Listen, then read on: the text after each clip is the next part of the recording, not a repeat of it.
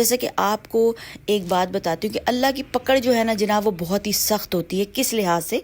फ़िरौन का दरियाए नील में डूबने का कोई प्रोग्राम नहीं था, मगर वो डूब गया क्योंकि उसने बहुत ज़्यादा एक्सट्रीम कर दिया था ना। बहुत ज़्यादा मामला उसका एक्सट्रीम हो गया था और बहुत ही मुनकिर बन गया था। तो ये हज़रत मूसा अलैहिस्सलाम का वाक़या है, ठीक है। और शदाद अगले सैकड़ों साल अपनी जन्नत में अय्याशियाँ करना चाहता था, मगर दरवाजे पर पहुँच कर मर गया।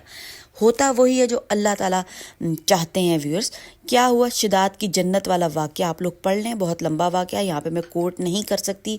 उसने इतना खूबसूरत अपनी एक जन्नत बनाई थी। जब अल्लाह ताला ने कहा है कि जन्नत जो है वो आसमानों में अल्लाह मियाँ ने बनाई हुई है, तो हम कौन है फ़ैसला करने वाले कि हम दुनिया में एक जन्नत बना लें और रह लें? अपने घर को जन्नत बनाएं ना, अपने बच्चों के लिए अच्छा बने, अपने फैमिली के लिए अच्छा बने। एक आप खुद ही अलहदा सी अपनी जन्नत बना के रहना चाहते हैं तो